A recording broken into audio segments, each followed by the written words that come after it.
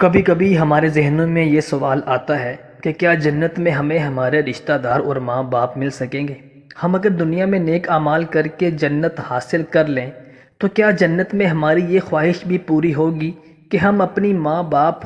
بیوی یا کسی بھی اپنے چاہنے والے کے ساتھ رہ سکیں؟ حدیث میں ہے کہ جب کسی انسان کی روح قبض کی جاتی ہے تو اس کی روح کو علیین یا سجین میں بھیجا جاتا ہے۔ علیین نیک روحوں کا مقام ہے، وہاں تمام روحیں اس روح سے ملاقات کرتی ہیں۔ جس بندے کی روح کو علیین میں بھیجا جاتا ہے تو اس روح سے ملنے کے لیے تمام رشتہ داروں کی ارواح ایسے ملتی ہیں جیسے وہ کئی صدیوں سے کوئی بچھڑا انسان ملتا ہے۔ اللہ تبارک و تعالیٰ فرماتا ہے کہ اے میرے بندو،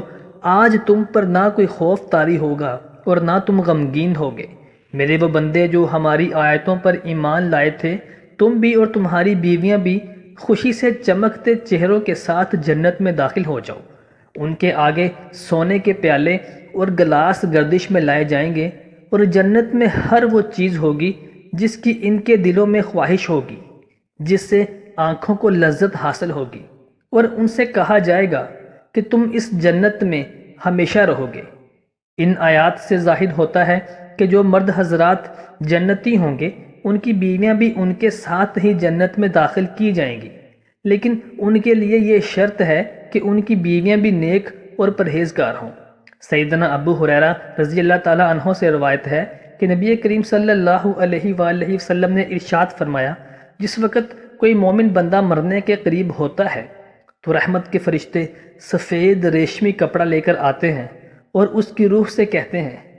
کہ نکل جا، تو اللہ تعالیٰ سے رضامند ہے اور اللہ تعالیٰ تجھ سے رضامند ہے۔ اللہ تعالیٰ کی رحمت کی جانب اور اس کے رزق کی جانب اور اپنے پروردگار کی جانب جو کہ غضبناک نہیں ہے۔ پھر وہ روح اس طرح معطر حالت میں نکل جاتی ہے جس طرح عمدہ خوشبودار مشک، اور فرشتے ہاتھ در ہاتھ اسے اٹھاتے ہوئے آسمان کے دروازے پر لے جاتے ہیں، تو آسمان والے فرشتے کہتے ہیں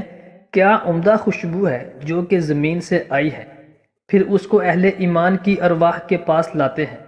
تو وہ ارواح خوش ہوتی ہیں اس سے زیادہ جو کہ تم کو کسی بچھڑے ہوئے شخص کی آمد سے ہوتی ہے۔ پھر وہ پہلے سے موجود مومنین اس سے آنے والے سے دریافت کرتے ہیں کہ فلاں آدمی نے کیا کیا اور فلاں کا کیا ہوا، یعنی جس شخص کو وہ لوگ دنیا میں چھوڑ کر گئے تھے اب وہ کس طرح کے کاموں میں مشغول ہے۔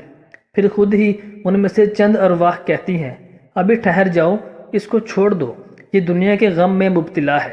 یہ روح کہتی ہے کیا وہ شخص تم لوگوں کے پاس نہیں پہنچا، وہ تو مر چکا تھا۔ تو اس پر وہ روحیں کہتی ہیں اس کا مطلب وہ شخص تو جہنم میں گر گیا ہوگا۔ اور جس وقت کافر کی موت آتی ہے تو عذاب کے فرشتے ایک ٹکڑا کاٹ کر لے آتے ہیں اور وہ کہتے ہیں کہ تو نکل کر باہر آ جا اور چل اللہ کے عذاب کی طرف، اس حال میں کہ اللہ تعالیٰ سے تو ناراض ہے اور اللہ تعالیٰ تجھ سے ناراض ہے۔ پھر وہ روح نکلتی ہے اس طرح کہ جس طرح سڑے ہوئے مردار کی بدبو ہوتی ہے، یہاں تک کہ زمین کے دروازے پر اس کو لاتے ہیں تو وہاں مامور فرشتے کہتے ہیں کتنی گندی بدبو ہے۔ پھر اس کو کفار اور مشرکین کی ارواح میں لے جاتے ہیں۔ حدیث پاک میں ہے نبی صلی اللہ علیہ وآلہ وسلم نے ارشاد فرمایا، تمہارا اعمال نامہ تمہارا رشتہ داروں اور خاندان والوں کے سامنے پیش کیا جائے گا۔ بے شمار روایات میں ہے کہ جنت میں سب رشتہ دار ایک دوسرے کو پہچان لیں گے، وہ ایک دوسرے کے ساتھ مل جل کے رہیں گے۔ اللہ تبارک و تعالیٰ ان کو اکٹھا رکھے گا۔ قرآن پاک کی سورہ طور کی آیت نمبر 21 میں ارشاد ہے کہ جو لوگ ایمان لائے اور ان کی اولاد نے بھی ایمان میں ان کی پیروی کی تو ان کی اولاد کو ہم انہی کے ساتھ شامل کر دیں گے اور ان کے عمل میں سے کسی چیز کی کمی نہیں کریں گے۔ ابن عباس رضی اللہ تعالیٰ عنہ فرماتے ہیں کہ بے شک خدا مومن کو سکون دینے کے لیے اللہ تعالیٰ ان کی اولاد کو ان کے اصل مقام سے کئی گنا بہتر مقام تک پہنچا دیتا ہے۔ اصل میں اس کی اولاد اس درجے تک نہ پہنچ سکتی ہو۔ آپ صلی اللہ علیہ وآلہ وسلم نے آیت کی تلاوت فرمائی جس کا ترجمہ کچھ یوں ہے، جو لوگ ایمان لائے ہیں اور ان کی اولاد نے بھی ایمان میں ان کی پیروی کی، اس سے یہ پتہ چلتا ہے کہ جنت مومنوں کی مرضی کے مطابق ان کی اولاد کو بھی ان کے ساتھ ہی رکھا جائے گا۔